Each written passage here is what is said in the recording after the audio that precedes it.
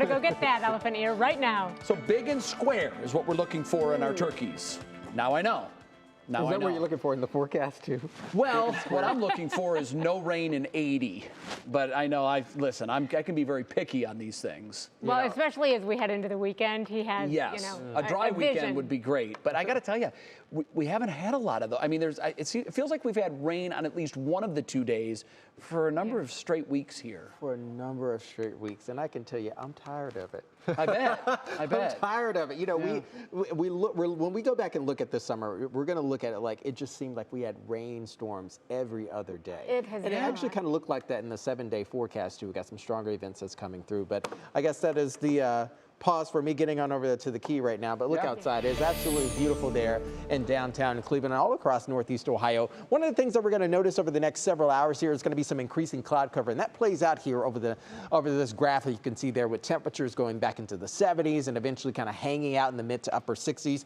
And we even have some drip drops that's going to be coming in shortly after the midnight hour tonight. This is what it looks like across the lower 48 right now. Obviously, we still have a whole lot of heat and even some clearing skies down south, deep south, giving over to the Mississippi River Valley area. Some rain showers is moving through right there.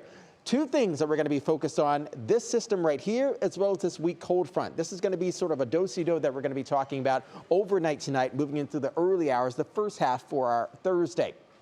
Also, one of the things that we're noting here, we're now beginning to get to that time of year where that northerly jet is beginning to kind of come down a little bit. And so as a result, we're going to submerge that heat a little bit farther south.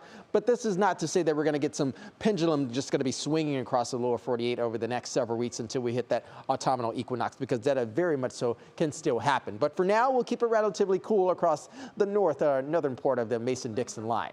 Here's where our current temperatures look like: upper 70s to low 80s, right near the average high temperature for you at this time of the year. Southwest winds cruising on in. On the lee side, you can see you have that area of low pressure, a little bit of a cool lake breeze, and also keeping our dew point temperatures relatively in check as well. Some areas feeling a little bit more humid than others, but I think we'll take low 60s as far as dew point temperatures, because after all, it is still summertime.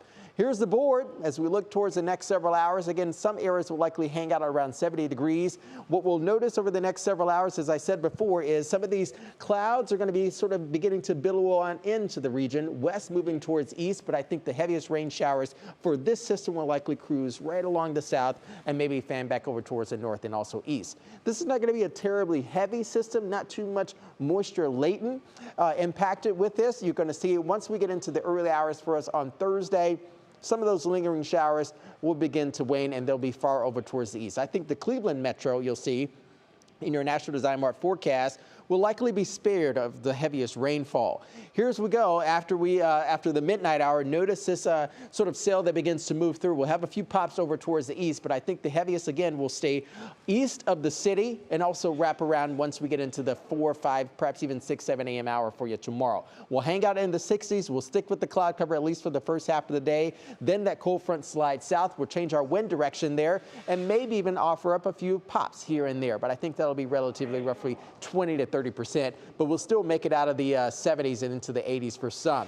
We'll keep with that northwest breeze into the afternoon for us on Thursday afternoon, into the overnight hours on Friday, into the morning hours we go, still likely to be around that upper 60s to low 70s. So again, not terrible conditions for this time of year. We just need to kind of dry things out and get a little bit more sunshine for you. Looking ahead, we are talking about an even more dynamic system arriving once we get into the latter half of the weekend.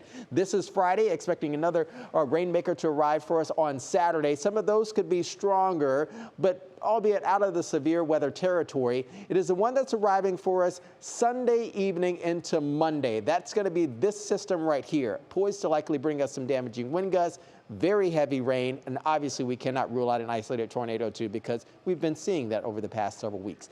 Here's that Union Homework at 7. You can see beautiful sunshine for us on Sunday. We increase those clouds. Stronger storms arrive for us on Monday. We'll check this one out and keep a close eye on this, even though it's still a few days out. Jay and Christy? All righty, we appreciate it, Jay. It's good to see you again. Thank you.